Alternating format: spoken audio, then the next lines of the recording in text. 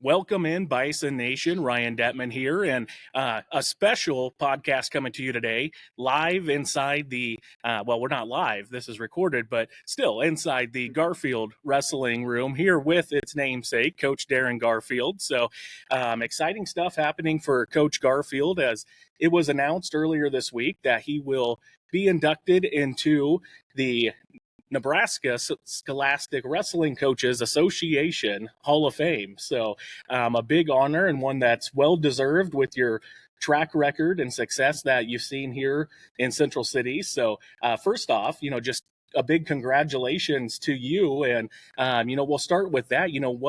What was your emotion like? And, what was that like when you found out that you would be going into the Coaches Association Hall of Fame? Yeah, appreciate it, Ryan. Thank you so much. Very surreal. It's almost like leave you speechless type of thing. Something that you don't, when you get into coaching, that's not on your radar. It's nothing that you're thinking about. It's just taking each moment at a time, and it's fun to be able to look back at and see the totality of a career. But it was something that's not on my mind. First of all, I feel like I got a lot left in me, and so normally you see those things maybe towards the end of careers. I feel like I got hopefully some good years left in me, and so, but very honored, very humbled. It's an organization, the NSWCA, that I feel very highly about. I spent six years as a board member, so I kind of know the process. I know what goes into everything that they do, and it just is such a huge honor. I just feel so highly of that group, and to have my name listed with so many amazing coaches, one of which was my high school coach, Bill Wolford, who was inducted here about 5 years ago, and just kind of surreal. Very neat moment that has kind of helped me reflect a little bit on my career as a whole. Definitely. And, touching base there, talking about Coach Wooford and Aurora. And so an Aurora guy, we always try not to hold that against you here in Central City. I always say that we're happy to have you because we lost out on those Brockmeyer kids. So, they may have got some good basketball players, but we got a great wrestling program. So it's a good trade-off, in my opinion.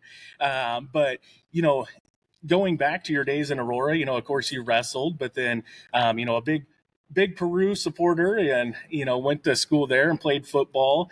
Was it ever on your radar to be a wrestling coach? Was that something that you thought of? And, as you started your career, what was it that really brought you to Central City? And were you kind of aware of the, Coach Marish years and, Matt Bowling, I always call him the godfather of Central City wrestling, and, all those great things that had happened before? Did any of that play into your decision to come to Central City? Yeah. So the first part of that, going to Aurora, I'll be blunt. I was a football guy. I wrestled all the way through, but we wrestled because it was the off season of football, and it was the best way in my mind to stay in shape. Aurora, very good wrestling school. Coach Wolford has he won a state championship there. I think he's been runner up 5 or 6 times as a team. And so I was very much in awe of the Aurora wrestling program, but, no, make no mistake about it, I was a football guy. Played for the legendary coach, Jack Guggenmoss. And that's what I wanted to do. I wanted to be a football coach. I wanted to be, a football player in college, and that's what we went to school for. I was able to make a spot that was really good for me, and that's at Peru State. And still love my Bobcats deeply. And it's really interesting how things change or direct your life in ways that you didn't originally plan, and that's what happened to me with wrestling. And it kind of all started when I was at Peru, and happened to be standing in the lunch line at the Peru State cafeteria, and they had a conference going on with some area high school teachers, special ed teachers that were in town at using our campus, and just happened to run into a guy that I had known who he was, but the head coach at Falls City High School, and that was Roger Wendell. And just happened to land in line with him, getting my food while he was on break. And we started talking, and he said, "Hey, we need some young guys that are willing to come out. We'd love to have you, maybe you and your brother, my brother Derek, guys come out and help at Fall City. We can't pay you anything, but we'd sure like to have some guys." He said, "I know you've got a wrestling background, you're playing football now, but would love to have you. We need some extra help." And we're like, "Yeah, sure. That sounds like fun. What the heck?" And we were able to go that year. That would have been the 1999-2000 school year, and spent that year coaching and helping Roger Wendell, and Craig Moody was the other coach there. He was actually had been a coach at Peru State football for us, so I knew Coach Moody as well already, and fell in love. I fell in love with it. It ended up turning out that it actually kind of pointed us the following year. We landed a head coaching job at Humboldt Table Rock Steiner. That was unexpected. I was getting ready to do my student teaching. I was able to student teach at Humboldt, and my brother and I were co-head wrestling coaches at Humboldt Table Rock Steiner, and we had a great experience there. And at that, those 2 years, if I don't have those 2 years, I honestly don't know what I would be doing right now, where I'd be at.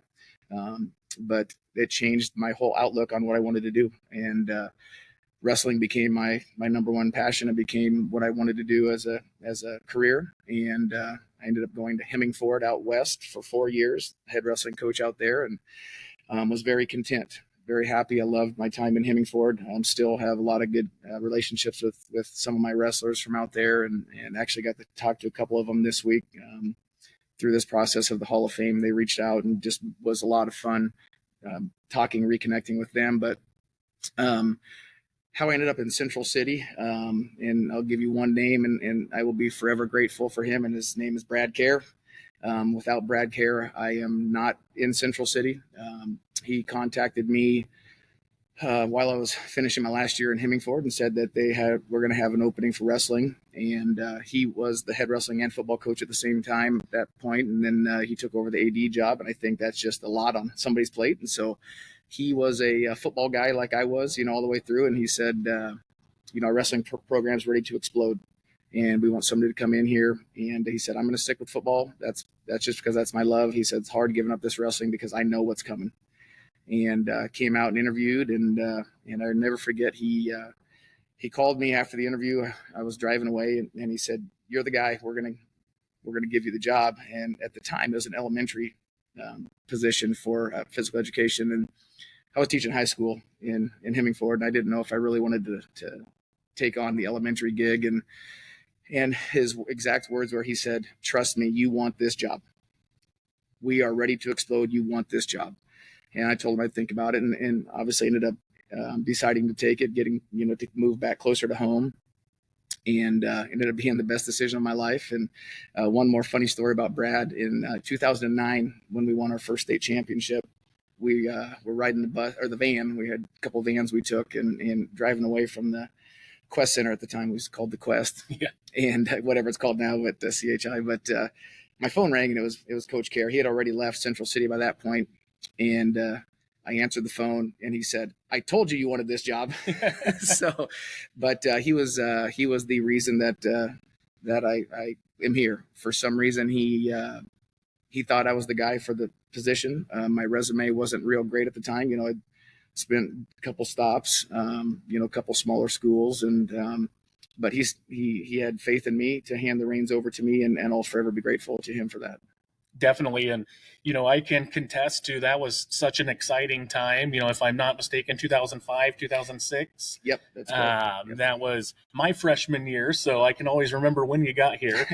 We came into this high school at the same time. So it's easy for me to remember. But, looking back at that time, and as somebody who was involved in the junior wrestling side of it, and seeing, I wasn't good, so I wasn't in those names, but seeing those names coming up, and seeing what happened shortly after, looking at, just a couple years later, and all of a sudden we are putting more kids in the state tournament than we ever have before. And, just that excitement, and that, 2008, 2009 season, that's something I will never forget. And, Logan Williams is somebody who I've been friends with my whole life. So to see him win a state championship was amazing. But, to see the team success was unbelievable. What was it like for you when you did see things start to really take off here? And then, as we know, the years coming were even better with, knocking off Scott and the level of accomplishment that was, and just the continued success to still have, kids wrestling for state championships today. Yeah, it was almost exactly what I was told when I came and interviewed and talked to Brad. That you could just see this big old steam engine train rolling down the tracks, and the youth. You mentioned Coach Matt Bowling and Coach Marish and some of those guys had done. They laid the foundation. They had done such a great job here, getting those young guys that mat time that was eventually going to turn out to be what we saw. And so you could see it coming, and then to see the fruits of their labor, and then every year, just those guys that came in, those guys obviously were expected to do big things as young pups, freshmen, sophomores, but to see them even continue to develop from their freshman year all the way through, until the point where we were, contending for state titles, winning state titles, individuals as well as team. But it was just exciting. It was an exciting time, and it still is. And those early years have paved the way for I think what we've done since then. It's almost become a thing where people they want to continue this thing going. They want to be a part of it. They see the names on the wall, they see the pictures on the wall and our murals up here in the wrestling room, and they want that. They want to be that too. And so it's just a snowball effect. I think success breeds success, and but it's got to start from somewhere. And those early years are kind of what's paved the way for the rest of what we've done. Absolutely. And, to stop and talk about Coach Marish for a minute, we've talked about him a couple times, but, he himself having a Hall of Fame announcement, going into the Central City Athletic Hall of Fame, seeing his recognition, what does that mean to you to see somebody that was here when you got here and helped in those early days, and has been such an instrumental part of this team's club's town's success? What has he meant to your career, and what does it mean to you to see him getting honored this year as well? Well, he was a guy that I knew who he was, obviously, being from Aurora. You knew Coach Marish. Everybody knows Coach Marish. If you're a neighboring town, doesn't matter, you know who Coach Marish is. And, from the very first day that I stepped on the mat up here in the wrestling room, Coach Marish was there. And I've told him for years that he was my right-hand man. And he was the exact kind of person that I needed in the program when I got here. And that was a person that was that steady hand that had been there for, if I was a kid, I know when he started because it was the year I was born. But, he started it up here in, 1978. And, to see that stability, he brought instant credibility to, we'd go into a district seating meeting, or we go any kind of seating meeting, in my first couple of years here. I'm this young, cocky, arrogant punk kid, in the eyes of a lot of people, I am sure. But having Gary Marish sitting there with me, it brought instant credibility and instant stability to everything that we did. I think having him, have the trust in me, and it was able to transition, and then having the kids, see, oh, well, Coach Marish trusts Coach Garfield, then I feel like, I can trust him too. And so having him have my back, having him, right by my side for those, 14, 15 years that we worked together were absolutely something that has jump-started everything. And just it was exactly what I needed coming in, and it just made for a really great situation. Definitely. And, we touch base on the NSWCA Hall of Fame, but, also this year, looking across the whole year, just a big year for Darin Garfield as a whole. So, being named the National Wrestling Coach of the Year, how did that all play out? What all was involved there? And over the summer, I know you were busy detasseling, so it wasn't the greatest time for you. Yeah. But what was the emotion of that experience like to get such a high honor there as well over the summer? Yeah, kind of a very big surprise. The steps that went into that. Evidently, every coaches association, national or their state chapter will nominate a coach from from their state. And so Darren Boyson of the Nebraska Coaches Association nominated me in wrestling. Obviously all the other sports had Nebraska nominations as well. And so that nomination goes into the National Coaches Association bank, and they take a look at that. And so we had to kind of put down some of the things. And it was actually, it's funny, they call it Coach of the Year, but they use the determining factor on it is your career achievement. And so each year and it's a career totality type of thing. And it's actually kind of a rubric they use. You get so many points for state champions, so many points for, district tournament championships, individual performances. And it's really kind of a scientific formula that they use. And so that came early in the fall. I was like, oh, it's kind of nice, Coach Boyson, to nominate me. I think very highly of him and their what they do too. And he's been gracious enough. They have the organization to do a lot of really cool things for me. I won't get into too many details, but for me and my wife. But anyway, they put me in there, and then got a little bit of a excitement when they said they had narrowed it down to 8, and somehow I made the cut to the top 8. And at that point, then I had to fill out a lot of things, and I'm really, really, really bad about doing that. And so we had a deadline of January 1st to get all this stuff in, and it was maybe the day before, and I was up here in wrestling practice, and I got an email from Coach Boyson and said, hey, they said you haven't turned any of your stuff yet. You might want to get that in. And so my wife, graciously, I text her and I said, I have not done any of this. She's like, are you kidding me?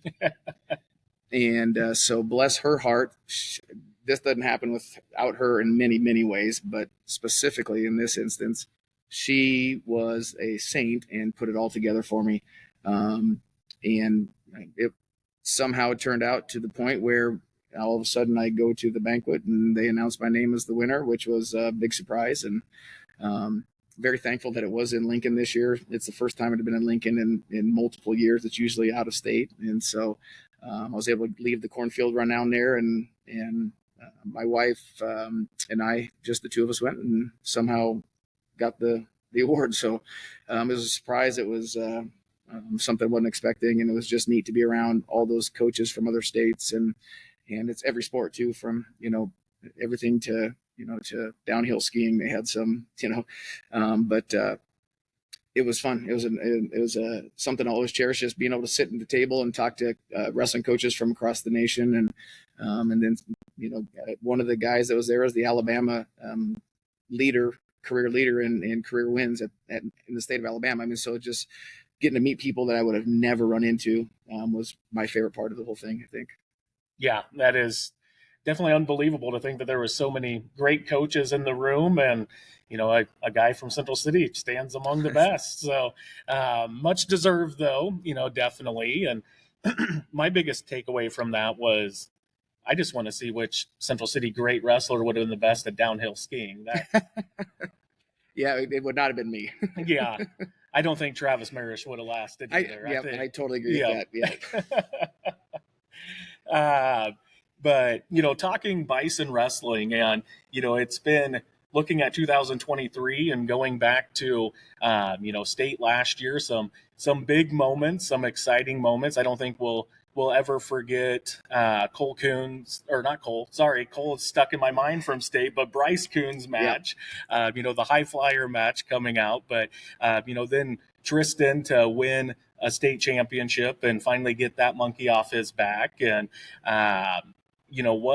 what was it like, the emotions of last wrestling season? And, where do you feel that you guys are at as we are coming into kind of the halfway point of this season?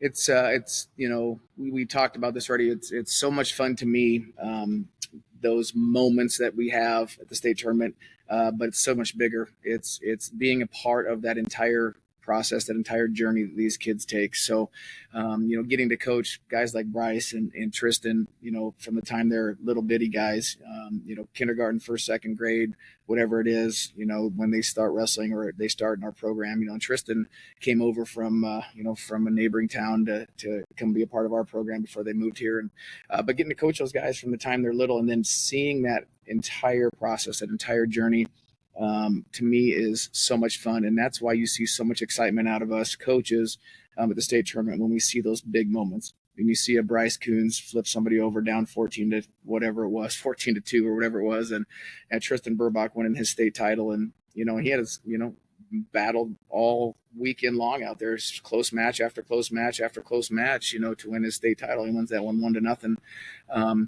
Those moments and the excitement, the reaction that you see from the corner and the kids, and the ability to hug them after those moments is because of those moments, but it's also because of seeing that entire process that we get to be a part of. And there's just nothing more special than being a part of it from A to Z, and seeing that crowning moment at the end. Definitely. And, I always try to capture some of those moments and get some video of that, because I wish everybody could be down Matt's side like I am to, just feel that emotion and, see that up close. And, it's wrestling to me is one of the most emotional sports there is. It can be the highest of highs and the lowest of lows, all in a matter of a half hour. So yep, that's well put. It's very, very great. For me, I love being down there and just being able to witness, hear some of the conversations, see some of the things that people don't get to see, because I do get to see how committed your coaching staff is, and the words of encouragement when they're most needed, and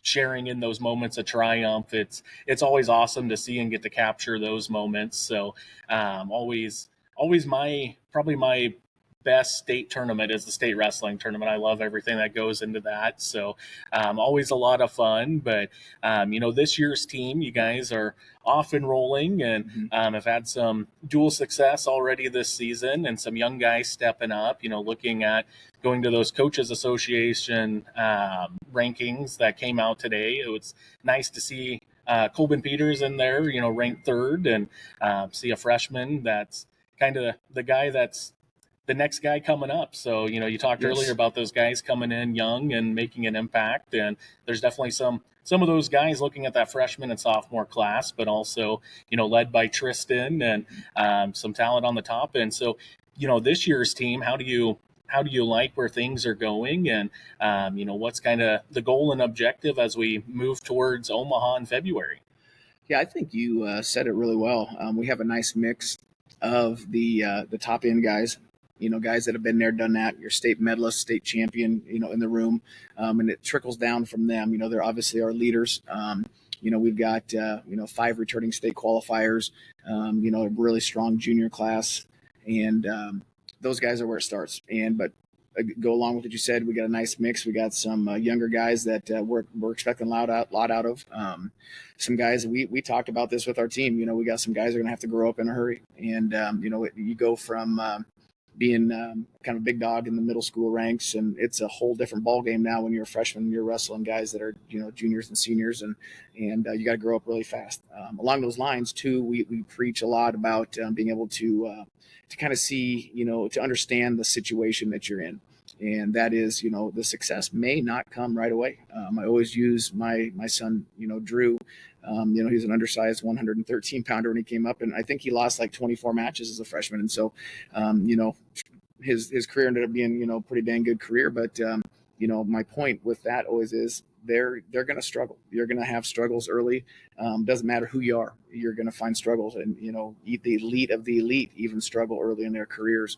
And, our guys have done, we're working weekly on that. And, it was that first week, it was kind of hard for some of them, and trying to transition and grow up, as fast as we can get them to, and understanding that they're going to be put in some situations where it's not going to be real fun, but they're growing up fast. And so as far as the rest of the year goes, we talk a lot about using every week as a stepping stone. Nobody cares what place you got at the Creed invite, before Christmas. Nobody cares once you get to February. You're always going to be remembered for what you did in February. And so that's our goal, is to continue to get better all the way through, use each week as a learning tool, as a stepping stone, and one expression I always tell them, we could be on the right track. But if you're on the right track, and you're not moving forward, you're still going to get run over. So we still got to keep moving, progressing every single day. We can't take any steps backwards. And I think our guys are doing a good job of that. But we're not where we need to be yet. We got a lot of work to do. But those guys are putting in the time, and I like their attitudes, and I'm very, very excited to see where this team goes. Definitely. And, I think there's a lot of talent on this team, and it's definitely going to be fun to see how it shapes up heading into that final stretch once we hit February. And, one last question that I had thought of asking as we approach the half-hour mark here, kind of a Kobe Deer basketball moment, looking at the sport of wrestling and, looking at coming into it as a football guy and, not really being a true wrestling guy and, wanting that to be your passion.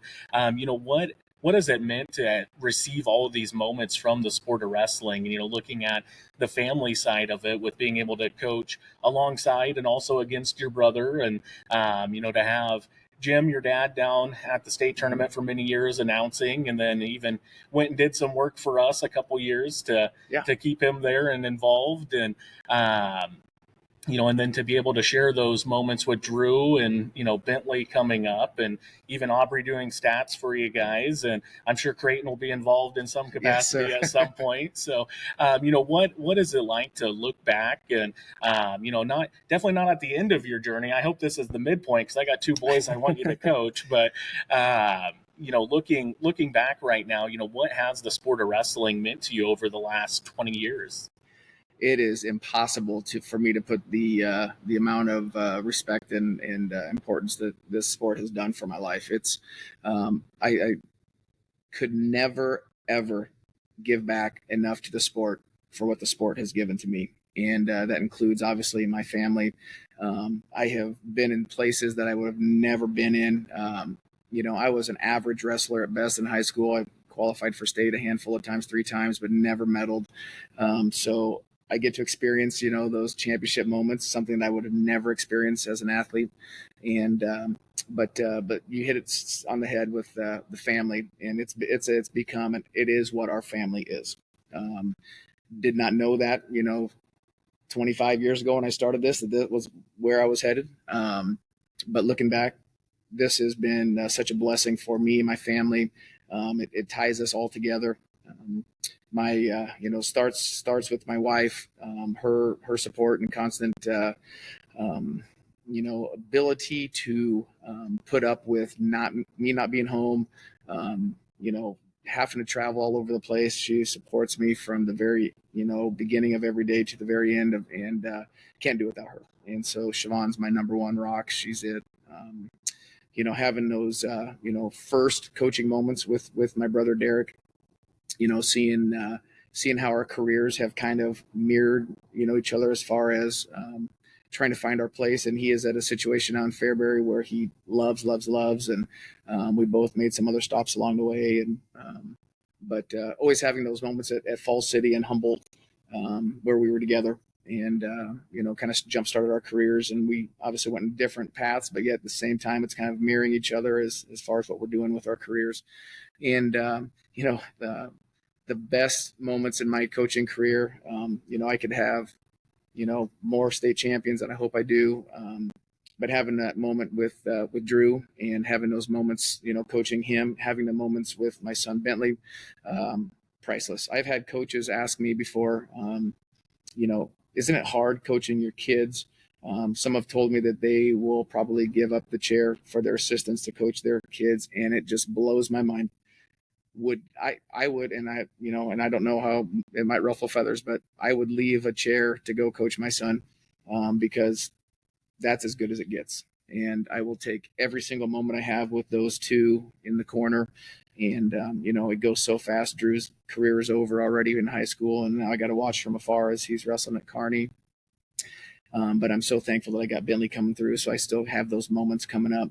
and still get to be in his corner. And having Aubrey at the tournaments, as my stat girl, has been awesome. And no doubt Creighton's going to be a part of things. We were trying to convince her to wrestle. She's not there yet, but she may be the cheerleader on the side, but she doesn't know it yet. But she's definitely going to be at least a stat girl. So, Yep. but yeah, and my dad and mom, and they still travel to our tournaments, and which is crazy. They never missed anything when we were kids. They still don't miss hardly anything when we're adults. So their support too has been amazing. Absolutely. And it has been so fun to sit on the sidelines and see everything that has happened. So, I just want to say thank you for everything that you do, and congratulations on all your recognition. It is definitely well deserved. So, definitely a lot of respect for what happens up here in this newly well lit wrestling room. Yes, so great to see up here. But there you have it, coming to you from the Garfield wrestling room. Ryan Detman and Coach Garfield signing off. Thanks again, Darin. I appreciate you taking the time to talk with us Absolutely. today. Appreciate all you do, Ryan. You phenomenal at what you do, and our community is so lucky to have you. So appreciate you. Thank you. Yep.